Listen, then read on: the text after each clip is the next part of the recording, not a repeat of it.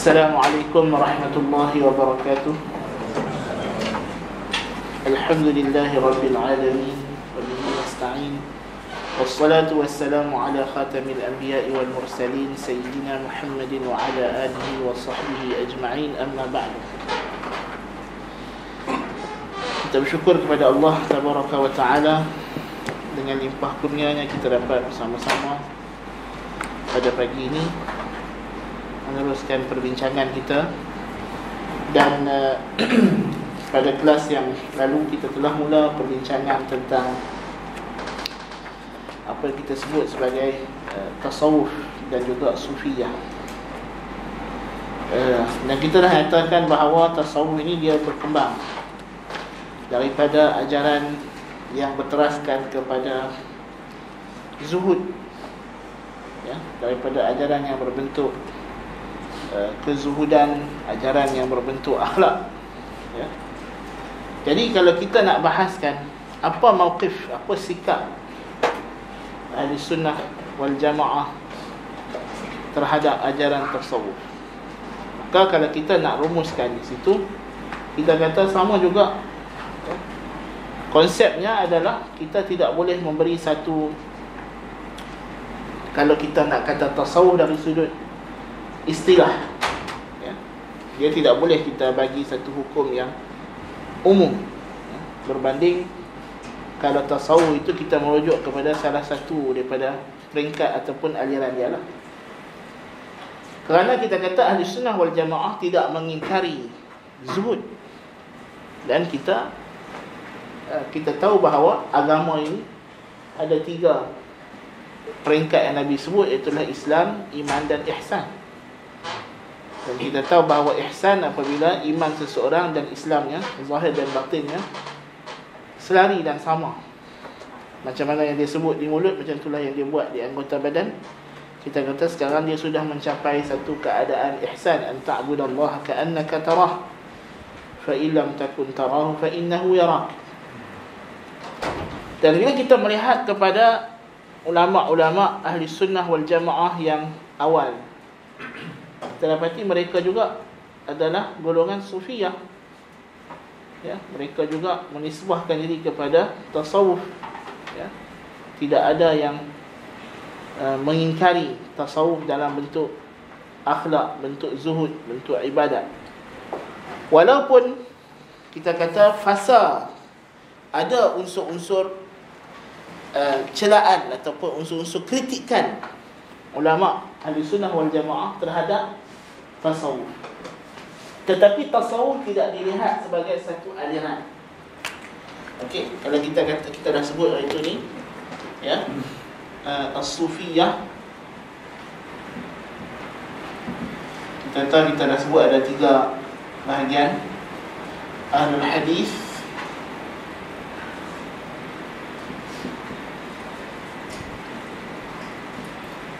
ahlul kalam, dan al-falasifah. Jadi kalau kita melihat pada tasawuf peringkat awal, mereka ini dikenali sebagai golongan az-zuhad.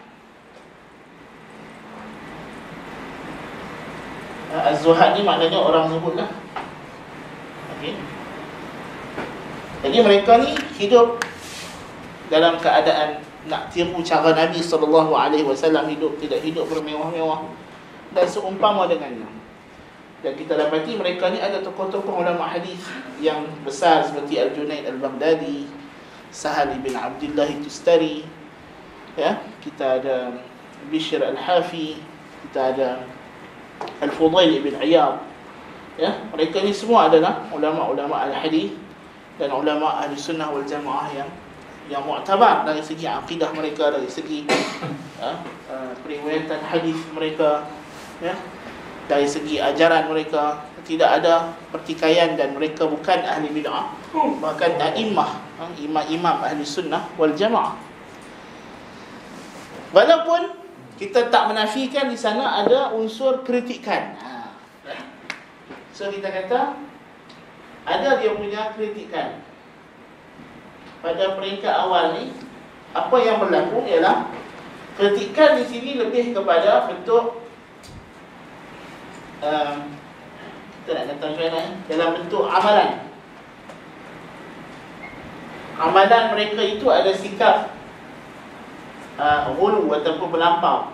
Tapi ini bukan menjadi satu sistem atau manhaj tasawuf itu, tapi daripada individu-individu. So itu memang ada berlaku sikap melampau dalam beribadat. Melampau di sini maknanya kadang-kadang sampai ke tahap ya, dia hidup jadi gelandangan contohnya, kerana atas nama zuhud ya. Atas nama zuhud tak ada rumah, hidup berkelana misalnya. Yalah, dan kadang-kadang kesilapan ini lebih kepada kita kata, kalaupun ada bid'ah pada fasa ini, kita kata bid'ah dia adalah bid'ah amali. Bid'ah amaliyah, bid'ah yang bersifat praktikal, amalan. Dan bid'ah amalan tidak ada orang yang lepas daripadanya. Maksudnya mungkin dia beramal dengan hadis yang dia sangka sahih, tapi hadis tu dhaif atau palsu. Ini tidak ada orang yang lebih terlepas daripada benda ini, sukar. Kan? Dan kadang-kadang benda tu dalam bentuk khilaf masalahnya. Macam kita kata Bishr Al-Hafi, dikenali dengan Al-Hafi sebab dia hidup tak pakai kasut, jalan tak pakai kasut. Al-Hafi kan? Nabi kata kadang-kadang Nabi suruh, kadang-kadang kan, tapi tak suruh lah hidup tak pakai kasut terus kan. Tapi itu kecenderungan peribadi dia, dan dia pun tak mewajibkan benda tu. Tapi itu yang datang kritikan daripada macam Imam Syafi'i kritik orang tasawuf masalahnya kan.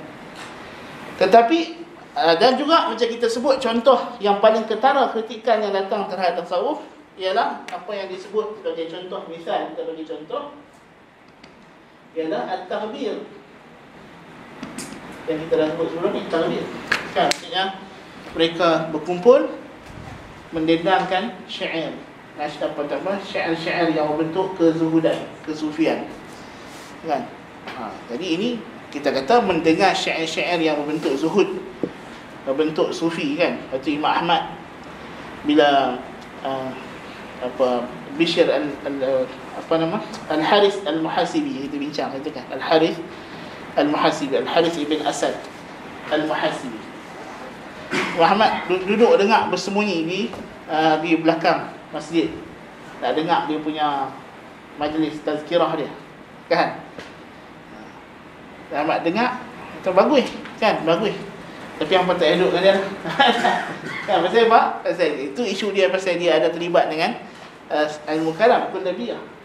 Tapi dari satu sudut, apa yang dia cakap tu dari segi mengingatkan tentang zuhud, mengingatkan tentang akhirat, benda tu bagus. Cuma dia tidak dijumpai amalan seperti itu pada zaman salaf. Itu Syekhul Islam Ibn Taimiyah kata, ulama salaf kadang-kadang ada benda yang dia kata benda ni bid'ah bukan kerana dia confirm benda tu tak betul, tapi dia tak sure benda ni betul ke tak betul. Jadi Imam Ahmad, masalahnya Imam Ahmad tak bagi tulis kitab fiqh. Sebab tu fiqh mazhab Hanbali datang lewat. Imam Ahmad tak bagi anak murid dia tulis kitab fiqh, sebab tulis hadis kan. Jadi pasal bagi dia tak ada, zaman sahabat tak ada. Takut nanti orang lebih fokus kepada fiqh, maka hilang ilmu hadis kan. Macam Imam Ahmad tak bagi tulis tafsir, bahkan tafsir kan. Imam Ahmad bagi dia tafsir, kita hanya riwayat sahabat kata apa, tabi'in kata apa.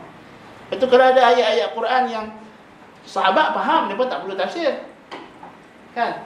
Apa nama, tabi'in pun faham, mereka tak perlu tafsir, tapi orang belakangan tak faham kan. Kalau orang tanya kita apa makna ayat tertentu yang tak ada riwayat kan, macam perkataan-perkataan itu, orang sekarang mungkin tak faham, tanya apa makna Rabb, apa makna Rabbul Alamin contoh. Alhamdulillah, apa makna kan. Kalau orang tanya Alhamdulillah Rabbil Alamin, kalau Imam Ahmad mungkin dia kata hari ni bid'ah ke apa kan. Takkan yang tu pun tak faham kan. Tapi orang zaman sekarang memang kita belajar Alhamdulillah Rabbil Alamin sampai bawah kelas kan. Dari segi balaghah apa semua tu kan, orang zaman tu mungkin tak faham. Maliki Yaumiddin pun mungkin tak faham kan. Jadi kalau Imam Ahmad bagi dia, hang mai tanya aku makna Maliki Yaumiddin, memang kena kan. memang kena ahli bid'ah langsung lah. Kan? Maksudnya takalluf lah, benda yang simple, yang mudah orang boleh faham. Kan? Jadi perubahan tu berlaku. Jadi Ibn Taimiyah kata tafsirannya sahih. Dan maksud Imam Ahmad bila dia kata benda ni tak bid'ah ataupun, maknanya benda tu tak waris daripada salaf. Tapi mungkin benda tu bila dah ada keperluan, ada muqtada dia, maka dia berubah menjadi sunnah. Kita tahu benda yang Nabi tak buat. Ya, kan kalau benda itu Nabi tidak buat kerana tidak ada muqtada di zaman dia, kemudian muqtada itu ada di zaman kita, dia tak jadi bid'ah pun. Macam kita kata pakai kereta lah, kan? Macam kita kata bila munculnya pek ayak, kan?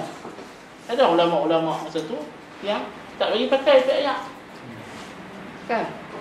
Bukan sebab benda tu balalah, tapi dia takut bila guna pek ayak jadi membazir. Kan? Jadi membazir. Dia memang sungguh pun memang jadi membazir pun. Kan? Tapi bila dah benda tu dah umum berluar, takkan kita zaman kita nak kata pakai pek ayak bid'ah kot. Zaman dulu bolehlah kata bid'ah. Zikir pakai batu, pakai Yalah, sama jugalah, kan? Macam tu. Macam setengah-setengah ulama dulu dia pun tak bagi kalau Nabi guna tangan, kan? Dan takut benda tu jadi alat tu jadi lebih daripada, jadi macam menyusahkan. Macam kita kata sejadah, kan? Yalah ada keperluan, tapi kalau hang masuk masjid, kapet masjid, orang tu vacuum, orang cuci apa semua, tak ada apa, hang nak hampak sejadah juga, kita kata apa pasal hang ni? Kan? Dia tak cukup kapet masjid yang begitu gebu-gebu ubai pada Turki pula, kan? Sampai sujud tu terbenam muka, kan? Dia ada bawa sejadah dia di mana-mana. Sejadah dia ada nama dia. Ya, sejadah okey, nama atas malam ni, kan? Hebat tak? Dia ada lagi hebat dekat kapet masjid tu. Kan? Jadi kita kata hak ni tak ada sejadah, tak ada sembahyang, contoh. Kan? Hak ni melampau lah dulu lah. Kita kata asalnya kalau hampak sejadah, memanglah dalam mazhab Syafi'i kalau kita nak sembahyang dekat tempat yang kita tak pasti, ada najis tak najis, kalau kita hampak sejadah, kita sembahyang atas sejadah, selamat kan? Kan? Kalau pun sungguh tempat tu ada najis, tapi kita sembahyang atas sejadah, maka sahlah sembahyang. Dan kita sembahyang tempat kita tak ada najis, kan? Tapi dia jadi berlebihan. Kan? Macam biji tasbih, kan? Tak ada benda tu, tak ada zikir. Awak tak berzikir, lupa buat tasbih. Allahu Akbar. Okay. Kan? Siapa tak zikir kan sembahyang ni? Tak ada tasbih, dia kata. Masjid ni tak sedia. Kan? Hanya kerana tak ada biji tasbih tu tak boleh, tak ada zikir. Dia kata ni melampau dulu. Ya, jadi kadang-kadang ulama salaf dia nak tutup pintu hulu macam ni, kan? Macam bila kita di Saudi, kan? Setengah ulama dia kritik kayu buat jadi apa? Sutra tu, kan? Pasal kadang-kadang yalah, memanglah benda tu baguslah satu segi. Tapi jadi takalluf betul, nanti jadi bisnes lah. Kan? Jadi bisnes. Padahal sutra ni bukan mesti something yang khusus, apa-apa pun boleh. Kan? Bukannya mesti kayu itu. Nanti tak takut lama-lama orang cakap sutra ni kayu ni. Kalau tak ada kayu khusus spesifik ni, tak ada sutra. Tak betul lah. Dia akan jadi tak betul. Kan? Macam ada juga syekh-syekh kami di Madinah dulu, dia kritik pasal kapet masjid ada sah ni lah, macam kita ada kapet masjid, kan? Saya takut nanti lama-lama orang ingat kalau tak ada hak ni tak boleh buat sah, kan? Walaupun kita kata masalahnya lebih lebih besar lah dari segi nak pastikan je lah. Kalau surau kecil-kecil kita kata boleh lah pakai sendiri-sendiri ukok, kan? Kalau masjid besar-besar nak suruh sendiri-sendiri ukok, pakai bergaduh gitu lah. Terlalu ada hak tu pun jenuh nak, kan? Terlalu ada lain tu pun jenuh tarik bagi sama. Kan? Jadi memanglah ada orang macam Imam Suyuti dia kritik benda tu. Kan? Jadi kita kata memang ada dari segi sikap berlebihan ke arah berlebihan dalam beribadat, kan? Memaksa diri, dan benda ni telah berlaku. Kita ingat kecenderungan ini dah ada daripada zaman Nabi SAW.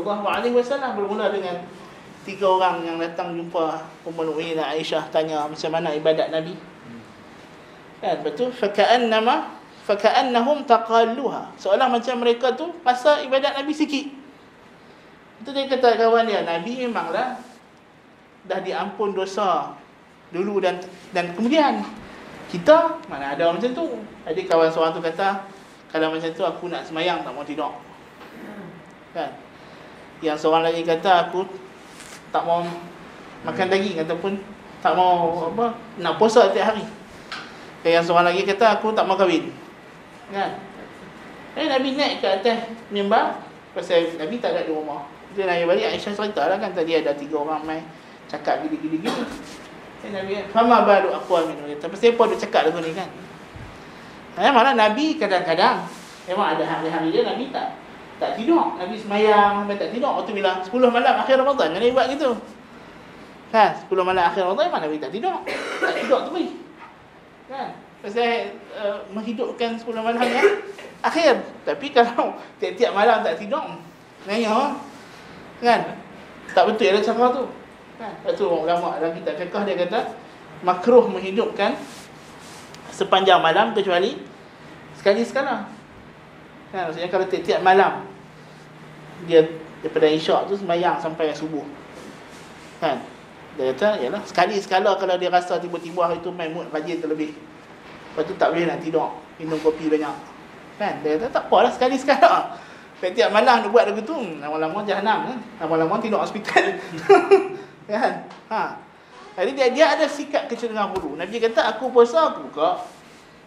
Kan bila Ibnu Umar sampai dekat Nabi Abdullah bin Amr bin As radhiyallahu anhuma. Sampai dekat Nabi kata dia puasa dekat hari. Baca Quran khatam dekat hari. Kan? Nabi panggil dia. Dia kata sampai dekat aku hang buat gini betul ke? Kan? Dia kata betul ya Rasulullah. Kan? Nabi kata engkau solat kan, lepas tu tidur kan, puasa buka kan, baca Quran khatam dah dalam 7 hari sekali khatam. Dia kata aku boleh buat lebih lagi. Nabi kata 3 hari sekali. Puasa selang sehari, puasa Nabi Allah Daud itu yang paling afdal kan. Jadi Nabi bagi dekat dia hak paling banyak lah, maksimum. Jadi bila dia tua dia kata apa? Kalau lah aku ambil hak minimum Nabi bagi dulu tu. Kan bila dia tua tak ada lah. Tapi dah dia tak ada tinggal pasal Nabi dah bagi dekat dia macam tu. Kan? Jadi sikap gulu kecenderungan manusia untuk berlebihan dalam ibadat ni memang ada. Kan? Isteri Nabi kan Nabi masuk. Salah seorang ummul mukminin Nabi masuk tengok ada tali tu bergayut dekat masjid. Kan? Dan tali ni bertanya, tali apa ni? Dia beritahu lah ni ada kan bila dia semayang rasa letih. Oh, kat tali. Kan? Dia kata tak payah. Kan? Kalau rasa letih, ngantuk, tidur je lah. Kan? Mesti pun nak paksa sampai nak ikat tali. Kan? Kecuali lah kalau sembahyang tarawih kita lain lah. Kan? Sahabat memanglah mereka pakai tongkat masa sembahyang tarawih kan. Misalnya, malah kita kata tarawih boleh duduk. Tapi sembahyang duduk tak sama dengan sembahyang diri kalau orang yang tak ada apa-apa kan. Jadi ada benda-benda tertentu, bukan selalu. Tapi kita kata sisi yang berat. Jadi orang sufi ni dia ada kecenderungan ambil cara yang berat. Dia suka memberatkan diri dia. Ya.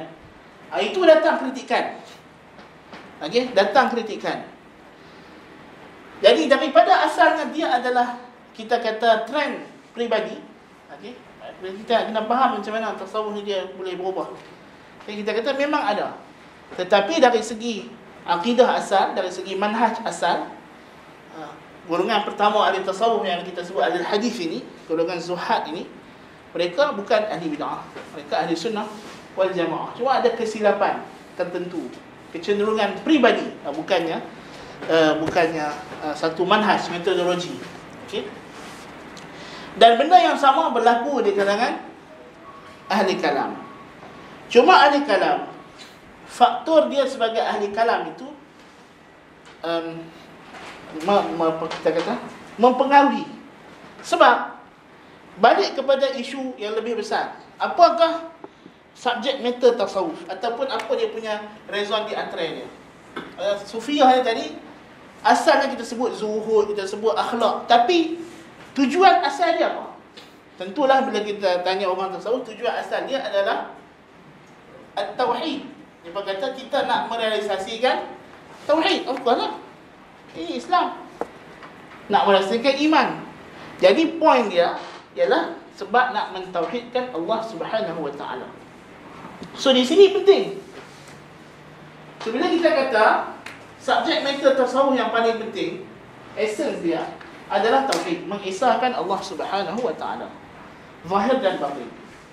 Nak menjaga ikhlas, nak menjaga supaya hidup ini, inna salati wa nusuki wa mahyaya wa mamati lillahi rabbil alamin la syarika lah. Itu dia punya matlamat dia. Okey. Jadi konsep tauhid penting dalam nak mengemudi ke arah mana tasawuf tu nak pergi. Okey, jadi kita dapati konsep tauhid berbeza di sisi ahli hadis, ahli kalam, ahli falsafah. Ya.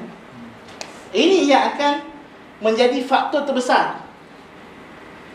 Tauhid di sisi ahli hadis, tauhid uluhiyah, ibadat kepada Allah Ta'ala. Jadi tak heran mereka ni kadang-kadang jadi hulu dalam masalah ibadat, tapi mereka tak ada masalah dalam tauhid. Mereka tak takwil sifat, kan? Mereka beriktikad perbezaan Allah Ta'ala dengan makhluk. Nah, jadi tidak ada unsur-unsur penyelewengan dalam akidah dari sudut itu. Kerana konsep tauhid dia sejahtera. Tauhid dia masih tauhid yang bersifat amali, praktikal. Jadi macam mana kita nak mencapai tauhid kepada Allah? Kita semayang, kita puasa, kita baca Quran. Kan? Bukan kita buat benda pelik-pelik. Kan? Kita kena ikut sunnah Nabi SAW. Itulah perkataan Junaid Baghdadi, dia kata, kan tauhid tu apa? Ifradul qidam anil hadath. Menunggalkan Tuhan daripada makhluk. Kan? Antakuna ma'allahi bila hammin, antakuna ma'allahi bila alaqah. Ini semua merujuk kepada tasawuf, kepada tauhid. Maksudnya kita beribadat kepada Allah itu bukan mengharapkan dunia, bukan mengharapkan habuan dunia, mengharapkan ganjaran akhirat. Tapi of course lah, ganjaran akhirat mereka masih betul lah. Ganjaran mereka mengharapkan syurga, berlindung daripada neraka. Tidak ada konsep tak mau syurga, tak mau neraka, nak bakar syurga, nak padam neraka. Tak muncul konsep-konsep macam itu. Kan? Sebab macam apa Junaid kata, ilmuna hadha muqayyadun bil kitab wa sunnah. Faman lam yahfazil Quran wa lam yaktubil hadis falaysa minna. Ilmu kami ini terikat dengan Quran dan sunnah. Siapa yang tidak hafal Quran, tidak belajar ilmu hadis, tak tulis hadis, bukan daripada kalangan kami. Jadi konsep dia jelas pada peringkat ahli hadis ini. Kan? Tapi bila masuknya ahli kalam dan perubahan yang ketara, kita akan tengok bila datangnya Abdul Karim Al-Qushairi.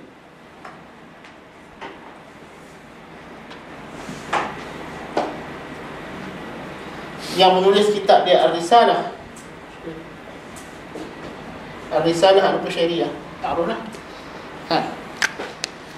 Di sini kita akan nampak ketara macam mana dia akan, pada muqaddimah dia akan datangkan perkataan ulama tasawuf yang menyokong dan dia cuba tafsirkan perkataan-perkataan mereka ni supaya sesuai dengan akidah Asy'ariyah.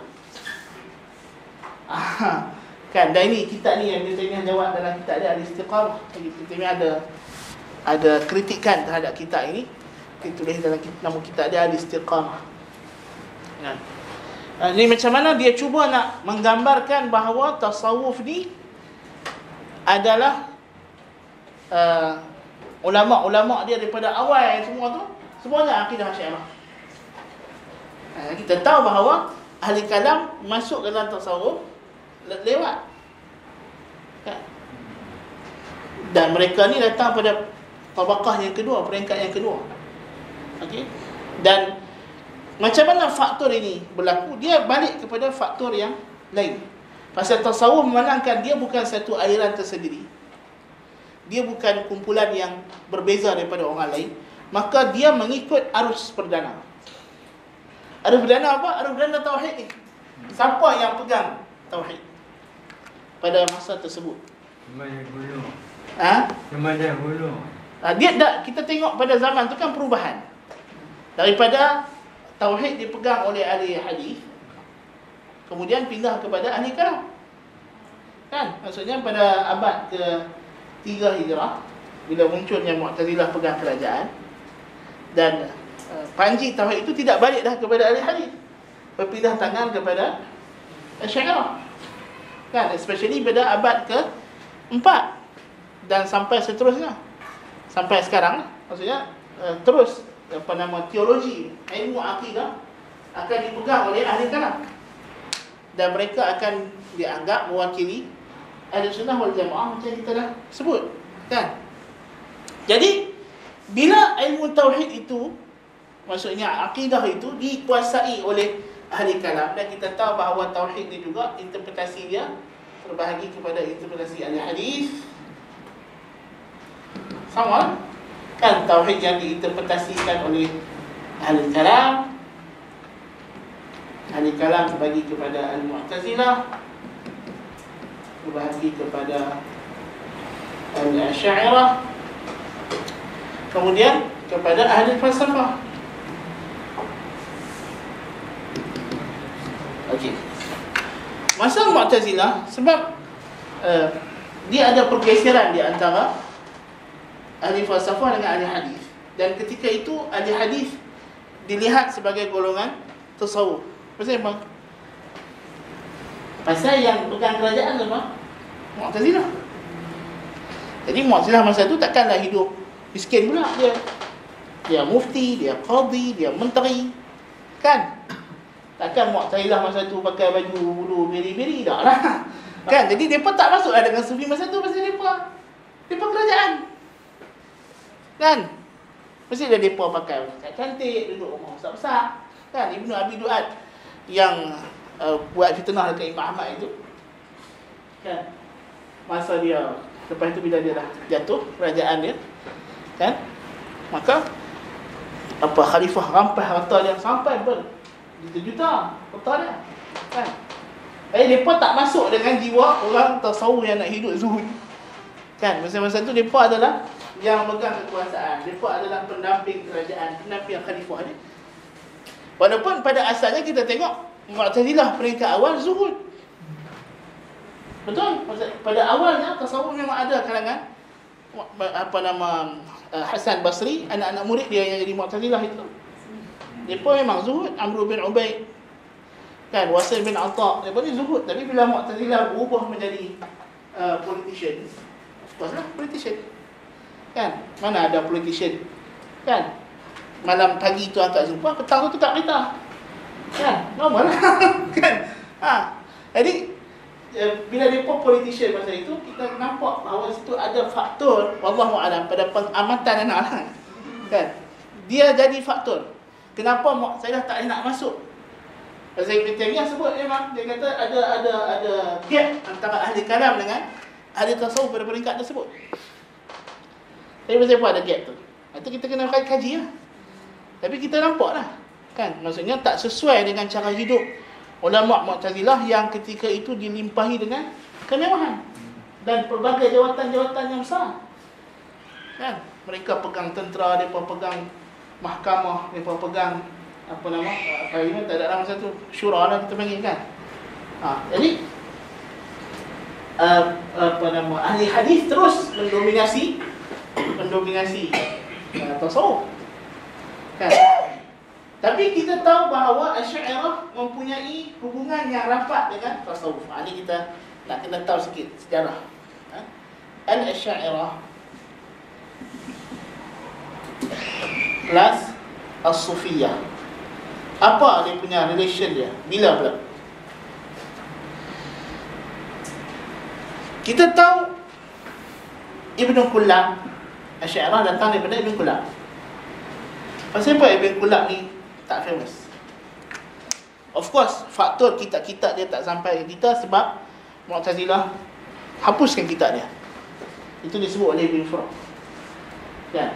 Dia hapuskan kitab dia. Memang Mu'tazilah anti-betul dengan dia. Tetapi dia juga tak dikenali macam Imam Ahmad yang dipanggil berdebat, lawan dengan ulama-ulama Mu'tazilah. Dia banyak tulis kitab. Okey. Pasal apa beza? Pasal Ibn Kullab menjalani hidup kesufian. Dia menjauhi pemerintah. Ciri-ciri tasawuf di peringkat awal yang sangat penting yang kita kena faham juga ketika ini bila kita kata zuhud, tentulah konsep zuhud daripada di antara rukun zuhud yang paling asas dalam akhlak ialah menjauhi pemerintah. Of course. Kalau kita tengok banyak riwayat-riwayat ahli sunnah wal jamaah, dia akan sebut menjauhi pemerintah, menjauhi pemerintah. Jangan dekati pintu pemerintah. Jangan duduk dengan pemerintah walaupun kau nak ajak dia Quran. Kan? Bila kita buka Al-Lakai kan? Banyak tahzir daripada duduk dengan pemerintah. Kan? Jadi bila kita faham itu, zuhud ni maksudnya kita menjauhi golongan yang hidup kaya, hidup mewah. Kan? Of course,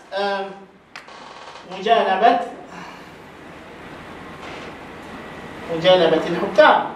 Okey, ini kan jangan ambil jawatan kerajaan dan sebagainya. So of course dikatakan Ibn Qulab tidak mau pergi berdebat dengan mana-mana Mu'tazilah, sebab debat itu pasti akan berlaku di istana khalifah. Dan dia pun tak suka masuk istana. Sebab dia datang jelaslah Hudzaifah bin Al-Yaman kata apa abwabul umara mawaqiful fitan. Pintu pemerintah adalah tempat berhentinya segala fitnah. Kan? Dan riwayat itu sahih dalam kali-kali. Jadi tentulah mereka ni akan stick dengan pegangan majoriti ahli sunnah, yang mana ini adalah sikap mereka semenjak daripada berlakunya perang Siffin. Ya, maksudnya menjauhi pemerintah supaya tak terlibat dengan, supaya tidak menjadi alat pemerintah guna kita untuk bagi fatwa yang kan. Jadi kalau duduk dekat-dekat pemerintah, nanti mungkin pemerintah akan gunakan dia bagi fatwa, dia tanya soalan, kita jawab banyak soalan tu untuk. Dan kita dapati ahli sunnah wal jamaah memang ada banyak polemik. Kita tengok Imam Abu Hanifah kena penjara, Imam Malik kena sebat, Imam Syafi'i kena heret dengan rantai daripada Yaman sampai ke Baghdad.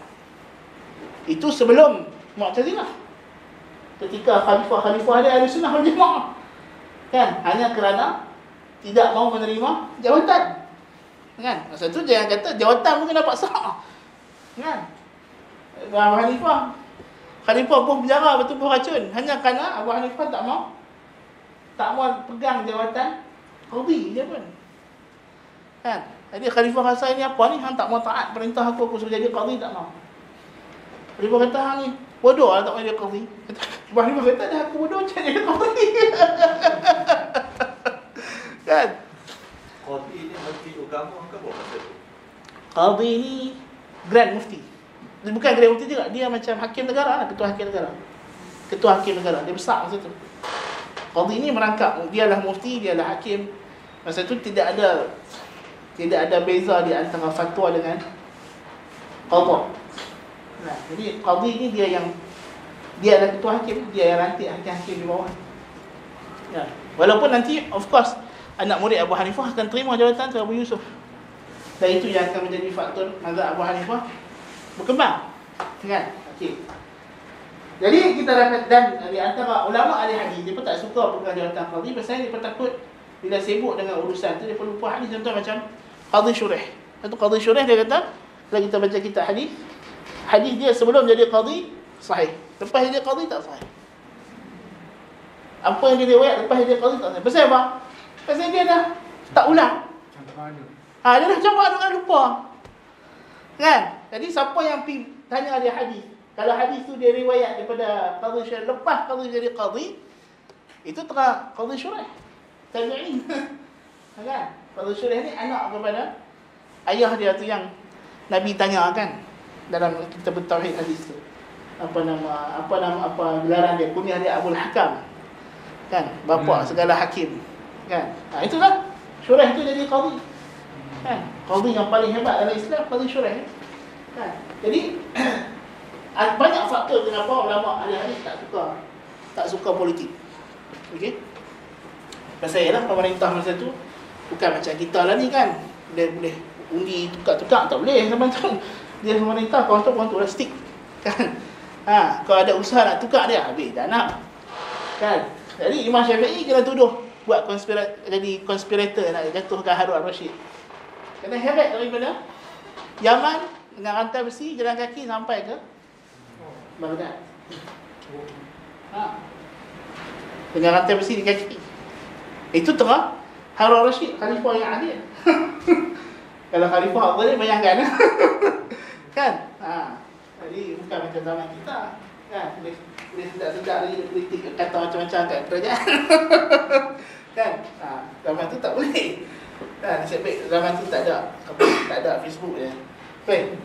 Jadi kita dapati sikap mereka ni sudah ada kecenderungan kepada at-tasawuf. Dan kita tahu kemudiannya di antara anak murid Ibn Kulab tadi ialah Al-Harith Ibn Asad Al-Muhasibi. Siapa nama dia Al-Muhasibi? Pasal dia banyak bagi tazkirah pasal muhasabah diri. Tu Muhasibi tu bukan, Muhasibi ni bukan kabilah ke apa. Sebab dia punya ceramah dia semua tentang hati, tentang zuhud, tentang tasawuf. Jadi ini daripada awal tengok dah ada faktor. Okey. Kemudian lebih jelas, lebih ketara kalau kita tengok kemudiannya dari segi Asy'ariyah itu sendiri. Abul Hasan Asy'ari tidak dikenali sebagai tasawuf. Betul. Dia tak dikenali sebagai tok syekh tarikat apa, tidak ada, sebab dia asal daripada Mu'tazilah. Okey. Abul Hasan Al-Asy'ari. Okey, dia dengan tasawuf tidak ada sangat. Tetapi ada dua murid dia. Murid dia Ibn Mujahid dengan Muhammad Ibn Khafif.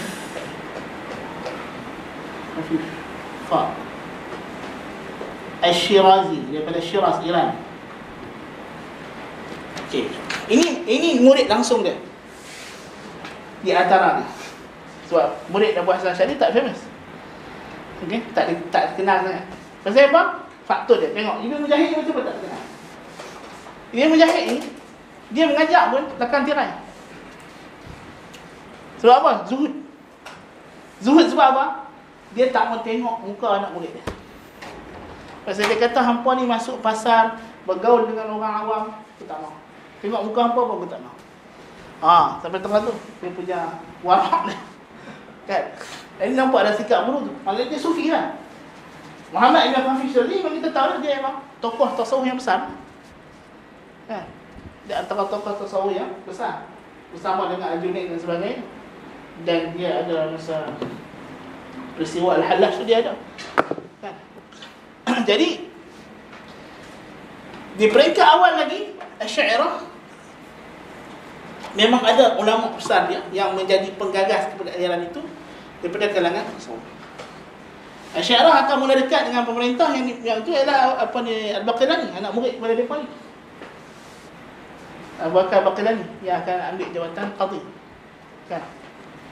Dan jadi kita dapati hubungan Asy'ariyah dengan tasawuf di peringkat awal lagi. Memang dah ada tokoh-tokoh tasawuf yang berpegang dengan Kulabiyah pada awalnya, kemudian Asy'ariyah. Dan bila aliran Asy'ariyah menjadi aliran perdana menjelang abad ke-4 Hijrah, ya, abad ke-4 dan abad ke-5 Hijrah dan ke-6, zaman Imam Al-Haramain Abdul Ma'ali Al-Juwaini, sezamanan dengan Abdul Karim Al-Qushairi. Sezaman, mereka tiga orang sezaman, Al-Qushairi, Al-Baihaqi dengan Al-Juwaini. Okey, tiga orang ni, seorang bidang fiqh, seorang bidang hadis, seorang tasawuf. So, mereka pegang ilmu umat Islam masa itu. Dan kita tahu bahawa ketika zaman mereka ni peralihan daripada Bani Buwayh, transition pergi kepada Saljuk Raya, Saljuk Uzma. Okey. Daripada peralihan daripada kerajaan Bani Buwayh yang dah jatuh, Bani Buwayh Syiah Zaidiyah. Okey. Ini Bani Buwayh ni Syiah. Lepas tu kita datang The Great Seljuk Empire.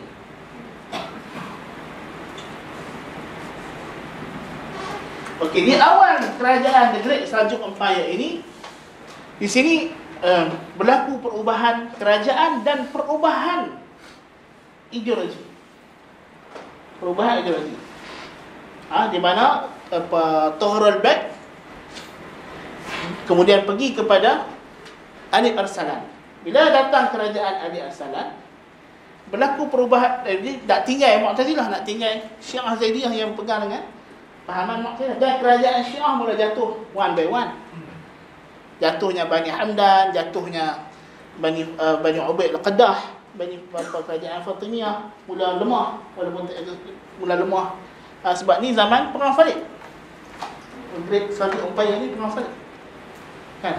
Jadi kerajaan yang mana kita kata sebelum tempoh ini umat Islam dikelilingi oleh the Shiite circle, kan, bulatan Syiah. Apa? Mekah, kalau kita kata Mekah itu keliling dia semua kerajaan Syiah. Kan? Jadi perubahan ideologi daripada Mu'tazilah Syiah plus Mu'tazilah, kita kena plus lah. Okey, sebab di sini Mu'tazilah dah bergabung dengan Syiah sejak zaman Al-Ma'mun lagi. Nak pindah pergi kepada Sunni, nak balik kepada Ahli Sunnah wal Jamaah. Dan kita dapati ulama-ulama Asy'ariyah ni mereka berjaya menghasilkan anak didik yang akan berjaya dalam politik. Iaitulah Nizamul Muluk. Nizamul Muluk akan menjadi Perdana Menteri yang paling berkuasa dalam sejarah Islam. Dia bukan sultan, dia bukan khalifah, tapi dia Perdana Menteri, wazir. Kan? Tapi dia sangat berkuasa, sangat powerful. Kan? Sebab masa itu dalam kerajaan Islam ranking dia adalah khalifah. Khalifah ni simbolik, tidak ada kuasa. Lepas tu Sultan. Sultan ni dia yang pemerintah lah, pemerintah agung. Pemerintah sebenar lah, dia yang jalankan kuasa. Di bawah dia ada Al-Wazir, PM lah dia ada. Jadi PM ni yang banyak menjalankan. Sebab Sultan masa itu zaman perang Salib, Sultan dia tak sibuk pemerintah, dia sibuk pergi perang lah.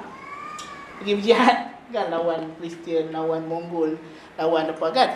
Jadi dia Sultan sibuk dengan perang, sibuk dengan jihad. Tugas utama dia panglima tentera, kan. Jadi yang mentadbir negara hal ehwal politik ekonomi ni siapa? PM ni lah, kan. Jadi Nizamul Muluk berusaha nak lawan, nak apa kita kata, nak lawan ni lah, nak lawan Syiah, kan. Dan especially zaman tu masih satu lagi ancaman yang masih berbaki ialah Fatimiyah di Mesir. Kan, dan Fatimiyah ni ada sekolah dia, ada universiti dia. Sekolah universiti Al-Azhar besar. Kan. Jadi macam mana dia nak lawan gagasan Syiah itu, dia asaskan sekolah dia, Madrasah An-Nizamiyah, College Nizamiyah. Especially Nizamiyah Nishapur. Dan di situlah nanti Abdul Ma'ali Al-Juwaini akan dilantik menjadi apa kita kata, rektor. Istilah malam-malam bagi rektor lah, kan. Rektor. Dan kemudian akan diganti rektor 4 itu oleh Abu Hamid Al-Ghazali, murid kepada Al-Juwaini. So dengan itu kita kata pada fasa ini peralihan pentas teologi perdana, aliran perdana teologi, aliran perdana akidah daripada Mu'tazilah handover kepada Asy'ariyah. So Asy'ariyah menjadi aliran perdana bermula daripada abad ke-5 Hijrah. Okey. Dan tentulah kalau kita kata macam itu, tasawuf akan ikut rentak. Okey. So tidak heran yang menjadi kepala tasawuf pada masa itu ialah Abdul Karim Al-Qushairi. Ya. Dan ahli hadis hanya dapat duduk dekat circle khalifah. Tapi khalifah tak ada kuasa. Khalifah hanya memerintah dekat Baghdad. Kan? Baghdad dan kawasan dia aja. Dia tak ada kuasa di luar pada itu. Dia hanya simbolik. Kan? Khalifah tak ada kuasa. Jadi ahli hadis duduk dekat khalifah ni. Dia pun tak boleh buat apa, tak boleh buat apa. Kan? Jadi tentulah yang berpengaruh Sultan. Kalau pengaruh Sultan tak ada apa sangat. Sultan ni dia kerja pergi perang, pergi jihad. Dia bukan duduk dalam negara sangat. Dia pergi lawan dengan Kristian, dengan Byzantine. Ni wazir ni.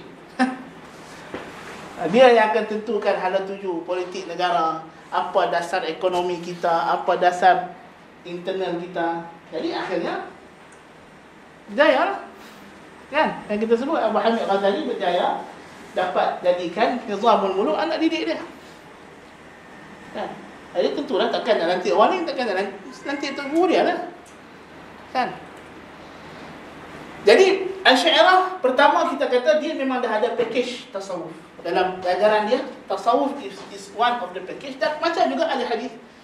Sebab tasawuf dianggap mewakili akhlak. So kalau kita kata ilmu akidah untuk iman, ilmu fiqh untuk Islam, tasawuf untuk ihsan. So bila setiap ajaran ni ada 3 package ini, okey, Abdul Karim Al-Qushayri, tasawuf dia sudah mula dia cuba nak menghala kepada versi tauhid ahli kalam. Apa dia versi tauhid ahli kalam? Rububiyah lah. Cerita pasal alam ni baharu, Tuhan itu qadim. Maka fokus dia pun lebih kepada mentauhidkan Allah Ta'ala dari sudut sebagai pentadbir alam. Jadi tujuan kita beribadat ni apa? Supaya kita nak nampak, supaya kita nak rasa bahawa apa-apa benda jadi dekat aku ni Tuhan yang buat. Kan?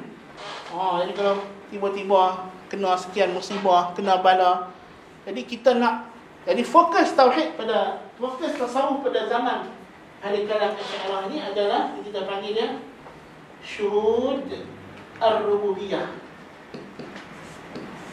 Bukan tengok dengan mata, tengok dengan hati lah, kan? Kalau tidak, asal ahli hadis, of course tauhid mereka syuhud uluhiyah, menyaksikan uluhiyah. Pasal tauhid mereka tauhid uluhiyah. Kan, di sini tauhid mereka tauhid rububiyah, kan? Jadi sebab itu persoalan yang paling besar yang akan bermain dalam tasawuf adalah berkenaan dengan masalah as-sababiyah. Jadi di sini tasawuf akan mula mendidik disciples dia, murid-murid dia, untuk belajar bagaimana tidak bergantung dengan sebab, tapi bergantung dengan Allah. Seolah-olah macam sebab dengan Tuhan tu macam ada konflik.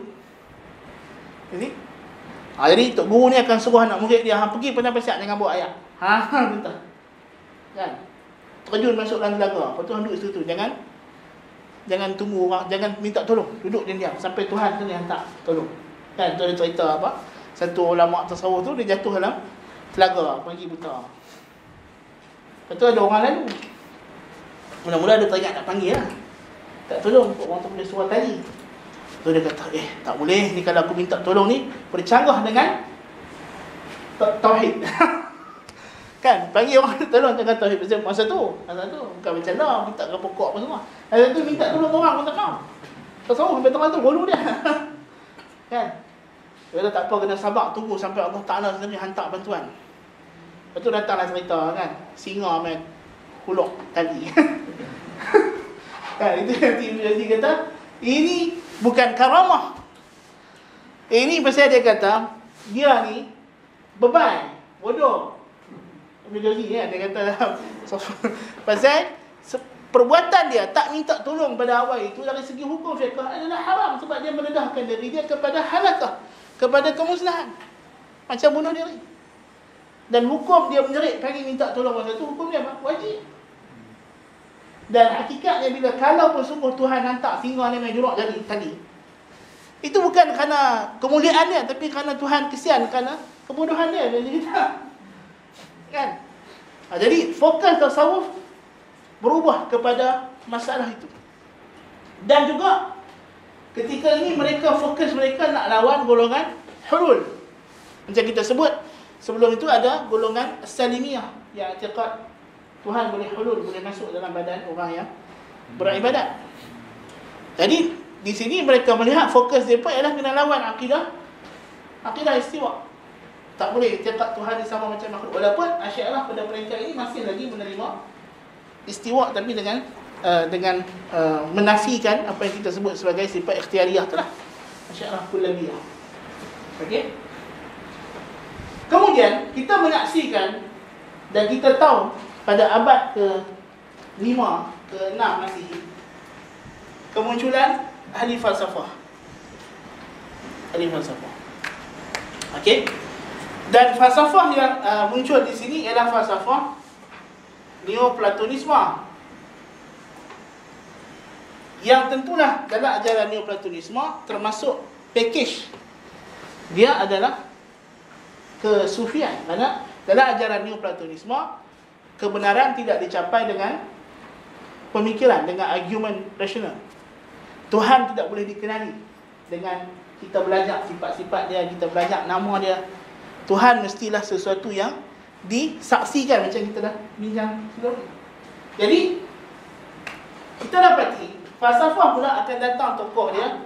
Tokoh yang penting di sini adalah Ibn Sina. Ibn Sina. Okey, Ibn Sina abad ke-10 Masihi. Kan abad abad ke-6 Hijrah lah masa tu. Dan masa ini Ibn Sina abad ke dah masuk abad ke masa tu sama lepas sebelum Imam Ghazali. Imam Ghazali wafat tahun 505. Kan, Ibn Sina sebelum tu. Jadi abad ke-5 masuk ke-6 Hijrah. Menjadi ancaman baru kepada, macam kita dah bincang tadi, menjadi ancaman baru kepada ahli kalam. Daripada asalnya ancaman itu datang daripada Kristian, sekarang ancaman falsafah datang daripada dalam. Tapi kita tengok keunikan falsafah Ibn Sina. Unsur falsafah Ibn Sina, kemuncak falsafah Ibn Sina adalah apa yang disebut sebagai tasawuf. Sebab tu dia tulis kitab dia Al-Isyarat wa Tanbihat. Di hujung kitab Isyarat wa Tanbihat itu diletakkan, dibincangkan tentang cara-cara nak mencapai Tuhan dengan amalan jiwa. Mungkin anda try buka satu kitab Ibn Sina. Syarat. Ini Sufi, mana dia? Falsafah ni. Cari kitab dulu anak dah. Bilik ke berapa ni? Rabi'ah. Okey.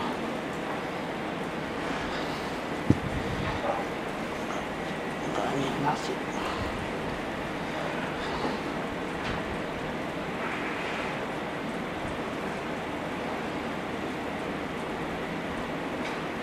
Mana tadi?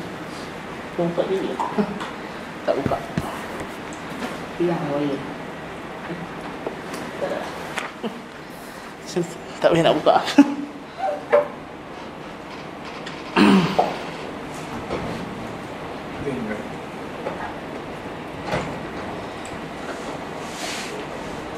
Tiba-tiba nak tunjuk pula mana? Nama.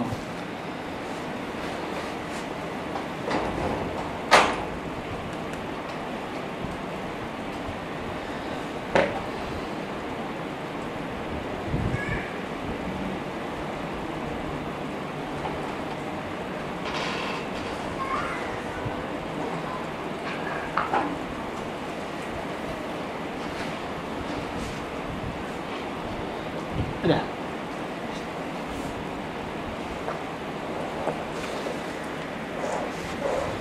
Okey, kita buat sini.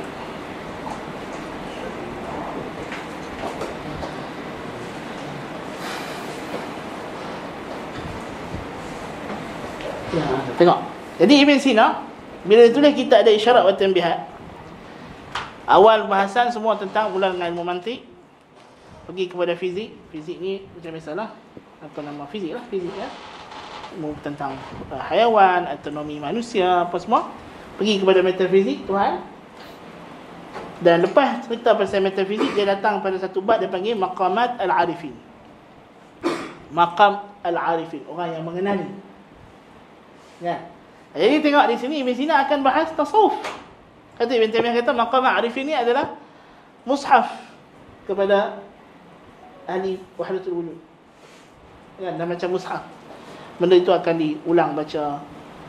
Okey. Jadi dia datangkan macam mana kita nak mencapai apa nama zuhud al-mu'rid an mata'id dunya wa tayyibatiha yukhassu bismi az-zahid wal muwadhib ala nafl al-ibadat من القيام والصيام ونحوهما يخص باسم العابد والمنصرف بفكره إلى قدس الجبروت مستديما لشروق نور الحق في سره يخص باسم العارف. Dia kata zuhud ni apa dia? Orang yang tidak indah kepada keindahan dunia, kelazatan dunia ni kita panggil zahid. Orang yang rajin buat ibadat, banyak sembahyang sunat, puasa sunat, ini kita panggil abid ala ibadah. Tapi orang yang memfokuskan pemikirannya kepada Qudsil Jabarut, kepada keagungan Tuhan, dalam keadaan sentiasa mengharapkan sinaran cahaya kebenaran dalam kalbunya, dalam jiwanya, dinamakan sebagai al-arif. So tasawuf daripada asalnya zuhud, salat, puasa, ya, berpindah ke tangan ahli kalam menjadi cara untuk kita hilangkan bergantung kepada makhluk. Datang kepada peringkat falsafah, Ibn Sina akan gagahkan satu tasawuf lain. Tasawuf yang bukan fokus dia sembahyang, bukan puasa, bukan baca Quran, bukan zikir, tetapi tasawuf dia adalah ni, meditation. Cerita dia hang kena duduk diam-diam, seorang-seorang, dengan bercakap, jangan keluar bunyi apa, hang fikir. Fikir tentang Tuhan. Hang duduk jangan makan daging 40 hari. Kan? Ini memang package falsafah Neoplatonism. Okey? Dia adalah package falsafah Neoplatonism. Sebab itu ajaran Plotinus, bahawa nak capai Tuhan, kita tak boleh kenal Tuhan dengan cara belajar, tapi dengan cara kita kata suluk, cara pergi duduk seorang-seorang. Tengok dia kata, az-zuhdu 'inda ghairil 'arif mu'amalatun ma. Zuhud bagi orang yang bukan arif, bukan orang sufi dan takrif dia arif sufi lah, ialah satu bentuk muamalat, satu perbuatan. Wal ibadah 'inda ghairil 'arif mu'amalatun ma. Ibadat di sisi bukan ahli tasawuf, ibadat perbuatan, muamalah, hubungan di antara dia dengan Tuhan, satu benda yang dia buat, connection. Tetapi dia kata wa 'indal 'arif, tengok zuhud di sisi arif apa? Wa 'indal 'arif tanazzuhun ma amma yashghalu sirrahu 'anil haqq. Ialah dia mensucikan diri dia daripada duk fikir selain daripada Tuhan. Sebab konsep Ibn Sina, Tuhan dengan alam ialah yang menghubungkan Tuhan dengan alam apa dia? Pemikiran, fikrah. Kan? Qalbu. Kan? Akal di sini. Kan? Pasal Tuhan melimpah. Setelah dia banyak berfikir, dia melimpah. Dan dia melimpahkan akal. Akal pertama melimpahkan akal kedua, kedua melimpahkan akal ketiga, 3, 4, 5, 6, 7, 8, 9, 10. Akal ke-10 menjelmakan, tak kata mencipta lah, tapi menjelmakan, menyuluh alam jisim kita ni. Kan? Kemudian bila akal ke-10 menjelmakan jisim, ruh pergi masuk ke dalam jisim. Bermula dengan tumbuh-tumbuhan, lepas tu naik kepada haiwan, naik kepada manusia, naik kepada malaikat. Kan? Malaikat adalah jiwa. Jadi kalau kita nak balik kepada Tuhan, macam mana? Dengan fitrah, pemikiran. Tak ada cara lain. Kita tak boleh balik kepada Tuhan dengan rukuk dan sujud. Tak boleh balik kepada Tuhan dengan baca Quran, dengan beramal soleh. Tidak. Kalau kau nak balik kepada Tuhan, kau kena fikir. Kena kembali. Sebab ini saja connection kau dengan Tuhan. Kau kena jadikan akal kau akal munfa'il, untuk engkau bertindak balas dengan Tuhan sebagai akal fa'al. Aktif intelek kena bertindak balas dengan reaktif intelek.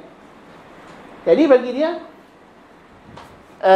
zuhud di sisi Ibn Sina ialah tanazzuhun ma amma yashghalu sirrahu 'ala al-haq wa takabburun 'ala kulli shay'in ghair al-haq. Dan dia kena takabbur atas selain daripada Tuhan. Maksudnya dia tak ambil pandang, tak ambil endah, dia tak peduli, tak fikir benda lain. Okey. Di sisi arif, ibadat apa? Riyadatun ma lihimamihi wa quwa nafsihi al-mutawahhimati wal mutakhayyilati li يجردها بالتعويد عن جناب الغرور إلى جناب الحق فتصير مسالمة للسر الباطن حينما يستجلي الحق لا تنازعه فيخلص السر إلى الشروق الساطع ويصير ذلك ملكة مستقرة كلما شاء السر أطلع إلى نور الحق غير مزاحم من الهمم مع تشييع منها له فيكون بكليته منخرطا في سلك القدس. Kepada ayat dia takkan faham kan? Dia kata orang sufi ni di sisi dia ibadat apa? Satu aktiviti riyadhah. Pergerakan dalaman. Riyadhah apa makna riyadhah? Pergerakan otak. Riyadhah dalam bahasa Arab maksud dia apa? Matematik. Matematik. Riyadhah adalah matematik. Maksudnya apa? Matematik apa yang bergerak? Otak. Kan? Jadi bagi dia ibadat ni adalah mathematical process. Dan kita jangan lupa Pythagoras yang kita dah bincang. Kan? Jadi satu-satunya cara nak connect dengan Tuhan, nak berhubung dengan Tuhan ialah you kena gerakkan you punya otak. Macam mana you buat matematik. Jadi kena duduk fikir lah. Kan? Orang matematik kan dia duduk, dia fikir, kira juta-juta kan. Jadi biasalah you kena duduk tu fikir, Tuhan duduk diam kan. Pejamkan mata, tutup lampu gelap kan. Kelubung kain pula, duduk dalam kelambu macam orang pergi suluk Nasyabandi tu kan. Kan duduk dalam kelambu kan. Kampung kena congak. Tarikat nak tabiah apa? Semua tarikat macam tu. Memang semua macam tu. Sebab pernah ikut dia. pasal dia ajaran dia memang macam tu. Itu standard. Dia mesti kena pergi duduk kan, macam ada tarikat hak duduk dalam lubang kubur, ada. Tak kira lah, yang penting kau pergi duduk tempat yang gelap-gelap, yang sempit-sempit. Yang cukup-cukup dengan kau. Kan? Saya tengok nenek saya. Macam kubur setengah. Kubur setengah kan, sudut dalam kubur kan. Ada. Kan? Jadi dia yang penting kena cari tempat-tempat yang terpencil. Itu dia panggil uzlah. Mengurung diri.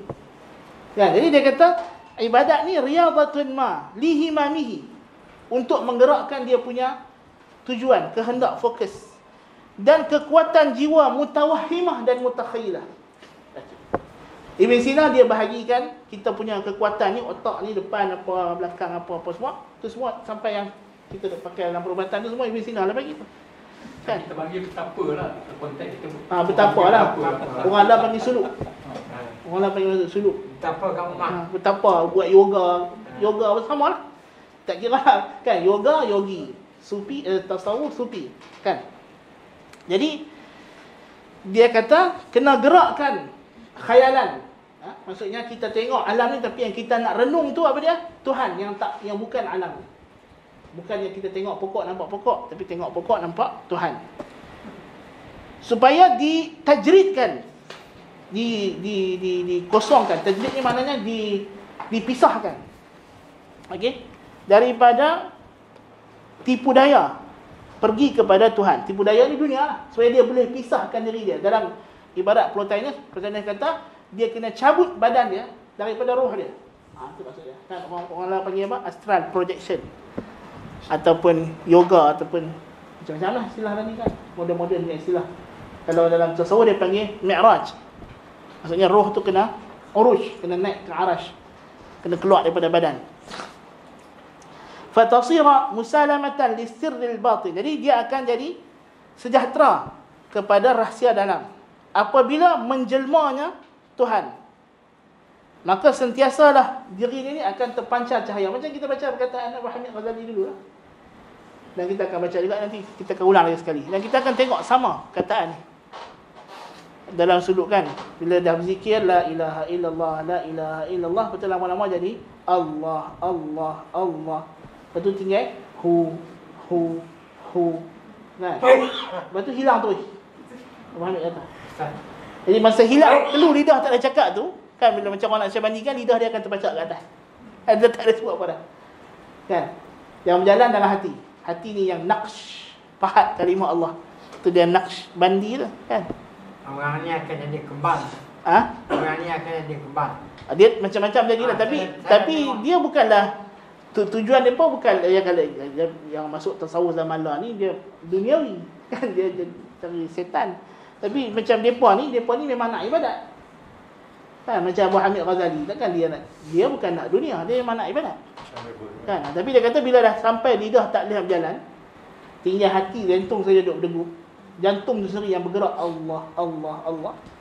Masa tu dia kata akan nampak Allah Mahfuz lah. Cahaya akan terbuka, lentera hati, cahaya. Kita bergabung, akal kita bergabung dengan akal yang disebut akal Tuhan. Saya tengok yang buat percubaan tu, dia belah lah. Betul?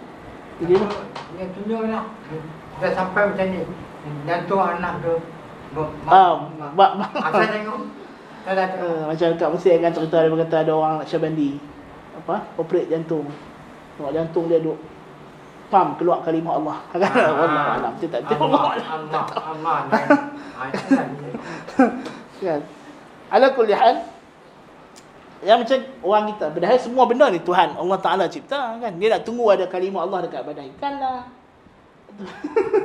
Ikan lain bukan Allah Taala cipta kan? Takkan ikan nampak macam kalimah Allah tu bahawa Tuhan cipta. Jadi dia kata bila lama-lama dia akan jadi macam tu sampailah seluruhnya akan masuk munkharitan fi silkil quds, ini fana. Dia akan keluar daripada alam jisim masuk kepada ruh, bukan alam ruh. Ruh maksudnya di sini adalah Tuhan. Maksudnya dia bersatu balik dengan Tuhan. Itu maksud Ibn Sina. So tengok sekarang Ibn Sina bawa satu, dia kata al-arif yuridul haqq al-awwal la li shay'in ghairuh wa la yu'thiru shay'an ala irfanihi. Dan tengok, bagi dia orang yang sufi ni ibadat kerana Tuhan. So hilang konsep syurga neraka, hilang. Of course Ibn Sina tak percaya syurga dengan makna kita masuk syurga, kita makan, minum, kahwin. Dia tak percaya macam tu. Ibn Sina tak percaya apa kiamat badan.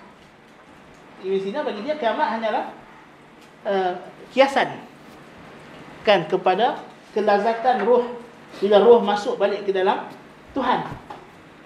Kan, itu maksud syurga di sini. Bukannya syurga tu kita masuk syurga betul ada makan, minum. Dia kata ni syurga Tuhan bagi khayalan dekat orang awam masa mereka ni takdir. Kan, jadi tentulah konsep ibadah akan berubah. So ibadat bukan lagi tentang syurga. Bukan lagi mengharapkan syurga. Sedangkan Nabi SAW, ibadat Nabi ialah syurga, minta syurga, lindung daripada neraka. Nabi sebut dengan jelas. So sekarang, tapi of course di sisi Ibn Sina, Nabi bukan cakap benda betul. Nabi datang untuk melakukan pembohongan supaya orang boleh sejahtera hidup. Kan? Itu tak tahu lah, mungkin ahli politik zaman sekarang banyak ikut Ibn Sina kan. Sebab konsep Ibn Sina, Nabi adalah politician. Dan kerja politician ialah dia kena bohong. Supaya orang percaya, bila orang percaya, orang akan ikut cakap. Jadi tersusun lah, organize lah alam ni. Kan? Ustaz, Walaupun sebab tu ke Ibn Qayyim kata Ibn Sina ni bukan Islam? Ibn Sina dia Ismailiyah, dia Syiah Ismailiyah. Dia bukan ahli sunnah. Daripada awal. Kan? Sebab tu nanti Abu Hamid Ghazali akan kafirkan Ibn Sina. Tapi kita akan tengok apa jadi dekat Abu Hamid Ghazali ni. Jadi tengok, dia kata ibadat tidak mengharapkan selain daripada Tuhan. Jadi bagi mereka, kita ibadat ni kena mengharap Tuhan tu sendiri. Bukan kalau harap syurga. Pasal apa nak ibadat? Pasal dengar Tuhan sebut syurga ada ayat sedap. Ini semua syirik. Takut neraka, syirik itu yang cerita Rabi'atul Adawiyah bawa apa? Ayat dengan api. Nabi mana? Nak padam neraka, nak bakar syurga. Pasal dia kata, aku tengok orang lain ibadat, semua kena syurga neraka. Padahal inilah dia. Dan Ibn Taymiyah kata, ini yang membantu juga bila akidah ahli kalam kata syurga ni hanyalah nikmat jasad. Makan, minum, kahwin. Padahal Ibn Taymiyah kata syurga ni yang mereka nak kata kita mengharapkan Tuhan tu betul dah. Pasal memang Tuhan kata faman kana yarju liqa'a rabbih falyamal 'amalan salihan wa la yusyrik bi'ibadati rabbih ahada. Hang nak jumpa Tuhan, nak tengok Tuhan, hang tak boleh tengok Tuhan kalau hang masuk neraka. Masuk syurga saja. Kan? Syurga ni yang duduk di bawah arasy Tuhan. Kan? Tuhan hanya menampakkan diri dia kepada ahli syurga. Neraka tak ada. Kalla innahum ar-rabbihim yawma idzin la mahjubun. Kan? Azab terbesar ahli neraka adalah mereka tak dapat melihat Tuhan. Ketika mana ahli syurga tengok Tuhan, maka tak boleh. Masa tu dah mereka dapat azab yang paling dahsyat. Kan? Pasal majoriti ahli neraka ialah orang yang percaya Tuhan dan mengharapkan Tuhan. Tapi bila mereka ibadat tu syirik, tengok mereka tak boleh jumpa Tuhan yang mereka nak jumpa. Apa perasaan? Kecewa besar. Ya. Jadi Ibn Sina akan ubah konsep ibadah di sini. Dia ubah. Bukan dia akan, dia telah ubah. Kan? Wa yakunul haq laisa dia kata, kalaulah dia kata wa in kanat, apa nama dia kata apa sini, wala li raghbatin aw rahbah, bukan kerana gemar atau takut. Ibadat bukan kerana raja dan khauf. Ini perubahan besar ni. Ibadat yang tadi tasawuf akan kata ibadat ni, kalau ahli hadis dia sebut ibadat macam burung, dia kata. Kepalanya ialah cinta kepada Tuhan, sayapnya takut dan harap kepada Tuhan. So burung ni nanti akan diubah konsep dia kepada konsep yang baru. Konsep burung Phoenix yang akan menjelma jadi Tuhan dan sebagainya. Okey. Wa in kanata fayakunu al-marghubu fihi aw al-marhubu anhu huwa ad-da'i wa fihi al-matlub wa yakunu al-haqq laysa al-ghayah bal al-wasita ila shay'in ghayruhu wal-ghayah wa huwa al-matlub duna. Kalau mengharapkan syurga takut neraka, maka dia kata kita ibadat kena syurga neraka. Jadi dah jadi syirik. Nampak? Jadi di sini konsep ibadah ubah. Ibn Sina akan ubah. Okey. Dan Ibn Sina mempunyai kedudukan yang besar dalam kalangan orang Syiah setuai, especially Ismailiyah dan sebagainya. Dan juga Ibn Sina juga masa hayat dia juga ada jawatan politik. Dia juga pernah menjawat jawatan Perdana Menteri, dia doktor diraja. Jadi pengaruh dia dalam kerajaan Bani Hamdan sebagai misalnya besar. Kan? Jadi Abu Hamid Ghazali, kita tahu dia cuba nak, macam kita dah sebut hari itu, dia cuba nak melawan ahli falsafah, of course. Jadi Abu Hamid Ghazali melihat Ibn Sina telah menjadi satu ancaman besar kepada akidah umat Islam. Ahli falsafah telah menjadi satu ancaman yang bahaya kepada akidah, dengan akidah-akidah mereka yang menyimpang daripada Al-Quran dan hadis. Maka apa yang Abu Hamid Ghazali buat? Abu Hamid Ghazali akan bertekak dekat kitab-kitab Ibn Sina. Dia akan tekun baca kitab Ibn Sina. Dan akhirnya dia akan tulis talkhis, mulakhas apa ajaran Ibn Sina dalam kitab dia Maqasid Al-Falasifah, dengan satu tujuan. Tujuan dia apa? Untuk membantah akidah ahli falsafah. Maka Ibn Al-Ghazali akan tulis kitab dia Tahafut Al-Falasifah, The Incoherence of the Philosophers. Dalam kitab tu dia sebut nanti ada 3 masalah yang mewajibkan kita kafirkan ahli falsafah. Jadi orang yang kata Ibn Sina kafir tu datang daripada Al-Ghazali lah. Ghazali yang sebut tu. Walaupun taklah jazah Ibn Sina tu individually, tapi pemikiran ataupun akidah ahli falsafah tu ada 3 bab yang mereka boleh jadi kufur. Itu dia kata alamnya qadim, macam kita dah sebut. Tuhan tidak tahu benda yang juz'iyat, Tuhan hanya mengetahui secara kulliyat, universal. Dan mengingkari al-ma'ad al-juzmani, mengingkari hari kiamat badan. Itu. Jadi 3 benda ni yang mereka kata kufur, yang lain bid'ah. Tapi Abu Hamid Ghazali buat satu pengubahan. So dia akan buat saringan. Ilmu falsafah ni terbahagi kepada mantik. Okay. So falsafah, ilmu dia falsafah, ilmu dia terbahagi kepada satu al-mantik, logik.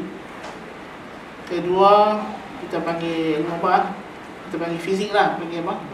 Al-fiziak ataupun tabi'ah, al-tabi'iyat.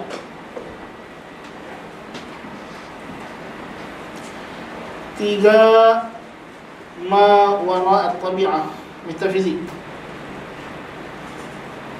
Al-metafizika.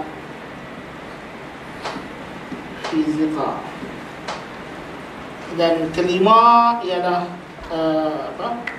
Empat Ustaz. Ni 1, 2, 3, 4, 4 lah, keempat. Abu Hamid Ghazali sebut 3, tapi kita sebut 4. Iaitulah pasal neoplatonism dia ada ni. Kita boleh sebut tasawuf lah senang kata. Tasawuf al-falsafi. Okey. Falsafah. Ada apa Ghazali akan sebut 3. Dia kata kita kena nilai ilmu falsafah ni. Pertama, mantik, logik. Tak terima ke tolak? Kata logik. Sebelum ni Mu'tazilah, Kullabiyah, Asy'ariyah semua pakat kata mantik ni boleh pakai ke tak boleh pakai? Tak boleh pakai. Mantik ni salah. Dan dia adalah permulaan kepada falsafah. Ibn Salah akan gelak fatwa al-falsafah ra'sus safah, falsafah kepala kebodohan. Jadi mantik tak boleh pakai. Tapi Abu Hamid kata tak, mantik okey. Lulus. Bukan setiap lulus. Kalau kata mantik ni kita kena pakai. Siapa tak ada ilmu mantik, ilmu dia tak boleh pakai. Kan? Dan maksud mantik sini mantik Aristotle lah, bukan mantik logik fitrah. Kan? Kita bila usia akhir balik, semua kita ada mantik kan, fikir dalam bercakap. Kita duk cakap, dia bukan mantik. Mantik maksudnya bercakap secara waras. Tabi'iyat, fiziak, yalah, fiziak okeylah. Banyak benda betul. Ada benda tak betul yang salah. Mamalah ada betul ada salah. Kan? Ilmu kedoktoran, ilmu ubat-ubat, ilmu tumbuh-tumbuhan, zoologi, apa semua itu fizik lah. Fizik, pasal semua dia panggil fizik. Bukan macam sekarang fizik, kimia, biologi tak. Dulu fizik, kimia semua kita panggil fizik. Ilmu tentang alam yang kita boleh nampak. Ghaibiyat dia tak boleh. Dia kata akidah tak boleh pakai. Ghaibiyat tak betul. Dia kata alam qadim, Tuhan tak tahu benda kuli, ini semua salah. So kita tolak ma wara at-tabi'ah, dia punya metafizikal kita tolak. Tasawuf dia tak sebut, tapi zahirnya tasawuf pun okey. Abu Hamid Ghazali terkesan betul dengan maqamat al-arifin, dan dia anggap yang maqamat al-arifin ni betul. So kalau kita kata kita isyarat wa tanbihat ni, Abu Hamid Ghazali terima jilid pertama dengan jilid ketiga hujung. Dia hanya tolak jilid awal jilid ketiga. Penutup jilid ketiga dia terima. Kan? Pasal dia terima hak tasawuf dengan jilid pertama mantik. Kan? So di sini pertama ada sedikit kesilapan, sebab mantik sebenarnya dalam mantik ada dia punya metafizika. Dan dalam mantik ada metafizika. Mantik ni dibina di atas i'tiqad. Okey. Jadi di sini ada kesalahan sebenarnya yang Ibn Taymiyah akan aware benda ni. Itu pun agak lewat di akhir usia dia. Bila dia tulis kitab Ar-Rad 'ala al-Mantiqi. Tasawuf yang ini. Okey, sebab tu nanti Ibn Taymiyah kata Abu Hamid Ghazali ni seumpama macam orang yang ambil musuh, bubuh pakaian kita ingat tentera kita, apa bukan? Kan? Dia nak lawan, bagus, kan? Tapi bila dia terima benda yang tak sepatutnya, dia terima.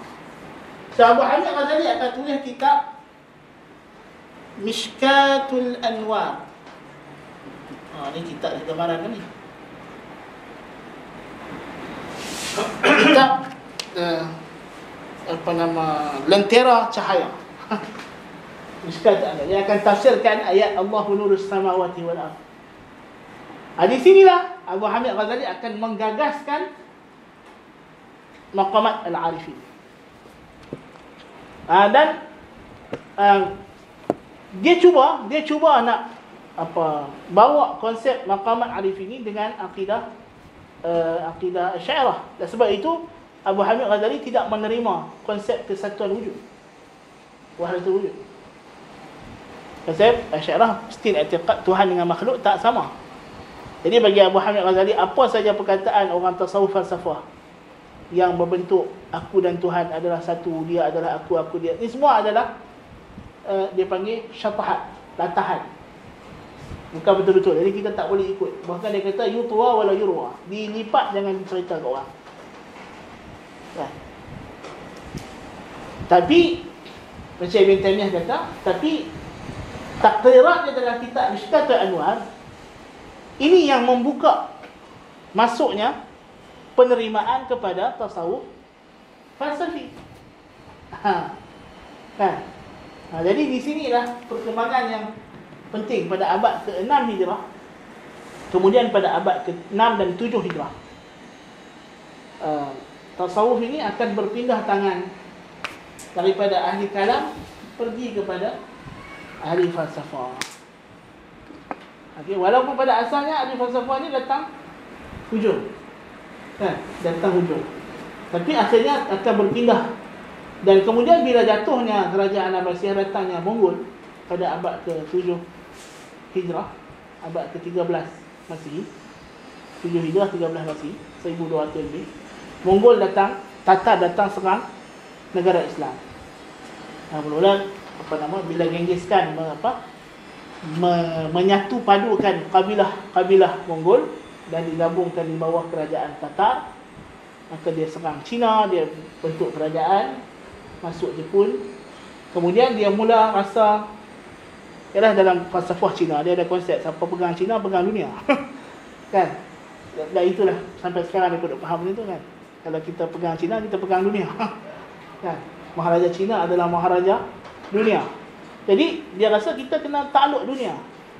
Jadi Tatar Mongol serang Rusia dan dia bentuk kerajaan dia di Rusia.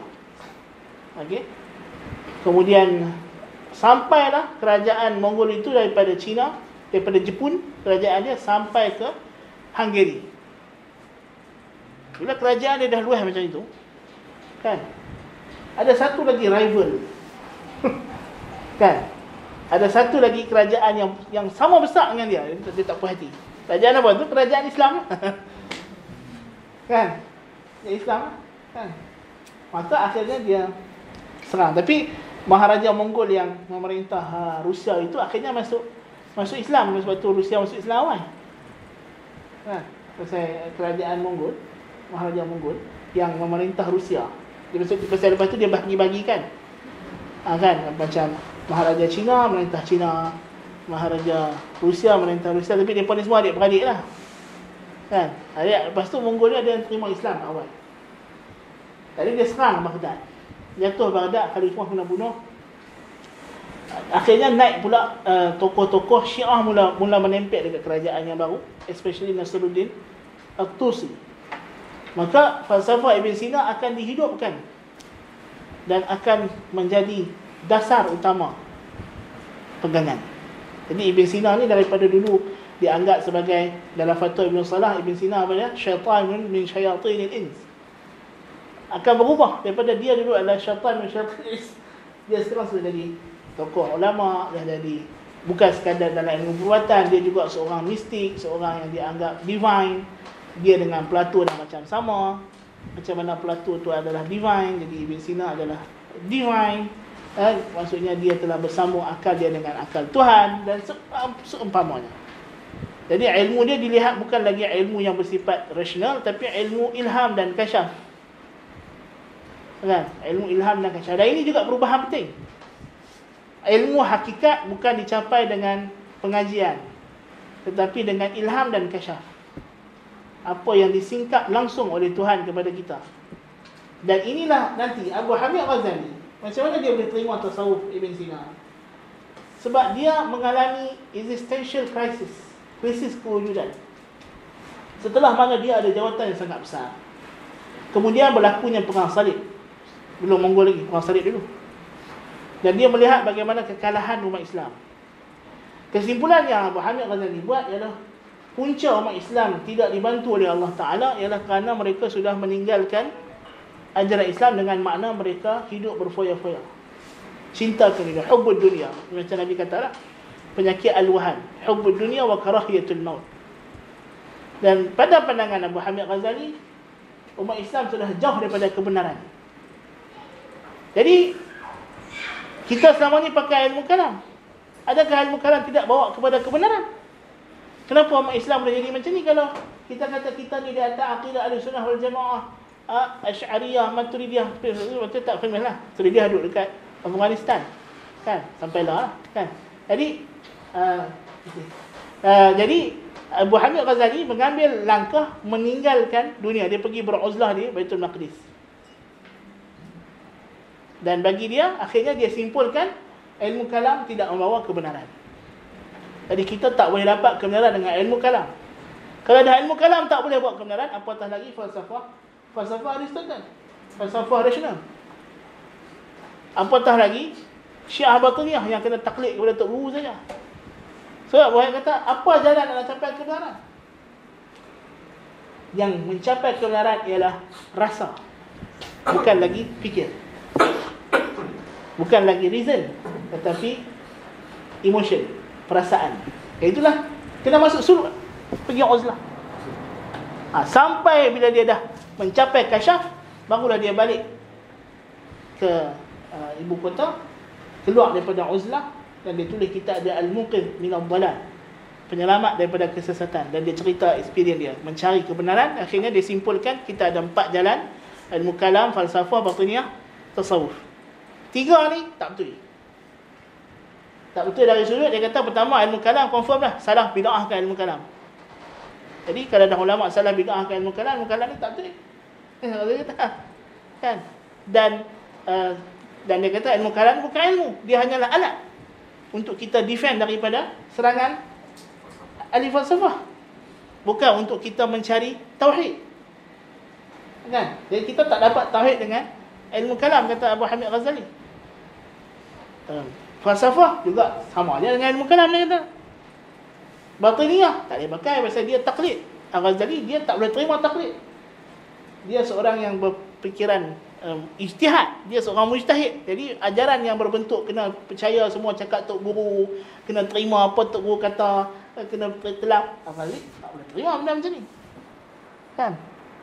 Ini bercanggah dengan dia punya hati nurani dia. Kan, sebagai seorang ulama mujtahid. Jadi apa lagi yang tinggal? Tasawuf je lah. So dia kata kebenaran hanya dicapai dengan ibadat. Dan wattaqullah fa yu'allimukumullah. Kamu takwa, Tuhan ajar. Tak payah sibuk-sibuk. Jadi di situ Abu Hamid Ghazali akan dapat kesimpulan al-haqiqah tukshaf, disingkap. Itu yang menyebabkan dia terima tasawuf, falsafah, tasawuf filosofi. Kan? Jadi dia melihat dalam bab ini tasawuf ada kebenaran dia. Dan of course benda tu juga ada related dengan sebelum-sebelum ni. Memanglah kita datang hadis Nabi kan. Nabi kata istafti qalbak, tanya hati kamu. Kan? Memang ada hadis-hadis tu, memang adalah makna dia. Tapi dipadankan dengan tafsiran-tafsiran yang tak sepatutnya. Jadi jadi ini nanti kita akan bincang pada kelas yang akan datang. Ini sama dengan Asy'ariyah lah. Sama dengan Asy'ariyah dipadankan dalam ayat Quran. Sama lah konsep dia. Dan Asy'ariyah yang ada di kita zaman kita sekarang ni, dia tak sama dengan yang kita dah cerita ni. Ini Asy'ariyah di peringkat akhir pembentukan yang kita akan bincang nanti di tangan Ibn Arabi. Macam mana daripada Abu Hamid Ghazali akan datang Ibn Arabi. Itu kita sambung di depan, masa dah habis dah. Okey. Tadi dengan falsafah, dengan akal, dengan hati tadi dua perkara yang berbeza lah. Dengan rasa dengan akal tadi kan. Ya, berbeza. Jauh berbeza. Bagi dia pun berbeza. Sebab itu kita kata dalam ajaran dia Platonik. Falsafah ni akal kan. Falsafah akal. Yang dia Ghazali tadi hati. Rasa. Rasa iradah. Jadi rasa tu lebih kait dengan yes. Bagi dia Quran Tuhan dicapai dengan rasa, bukan dengan pemikiran. Jadi sebab tu mata tu kalbu lah, hati. Rasa tu kalbu. Jadi kasyaf lah, so rasa. Kan? Jadi itu kesimpulannya Al-Ghazali akan buat. Dia rasa di sana ada kontradik di antara. Sebab tu nanti dia akan ubah. Mula-mula Abu Hamid Ghazali tulis kitab Qanun Ta'wil, cara kita nak takwil sifat Tuhan berdasarkan akal. Kemudian dia akan cancel. Dia akan sebut lain dalam Ihya Ulumuddin. Dia kata takwil tak boleh pakai akal. Takwil mesti kasyaf. Siapa kasyaf saja boleh takwil. Siapa tak kasyaf, tak boleh takwil. Jadi takwil bukan lagi untuk semua orang.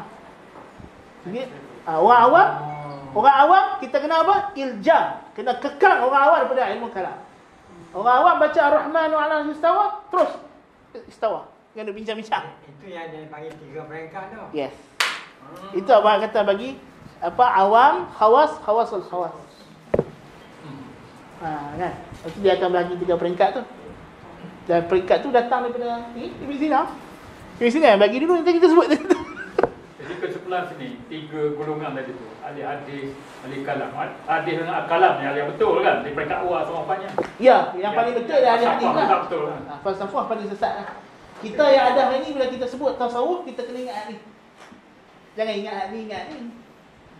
Tasawuf yang kekal kat kita hari ni, tarekat ni, tasawuf falsafah ni. Yang tu dah hilang. Ini tak ada ni dah pupus dah. Telan zaman. Dah tutup buku dah. Ini hanya history saja. Ini cerita untuk sejarah saja. Tak ada realiti. Ya, bukan Amrul I'tibari pun tak ada. Kita dah belajar dah Amrul I'tibari itu kita dah bulan dah. Okey. نكتفي بهذا القدر. أقول قولي هذا وأستغفر الله العظيم لي ولكم. سبحانك اللهم وبحمدك أشهد أن لا إله إلا أنت أستغفرك وأتوب إليك.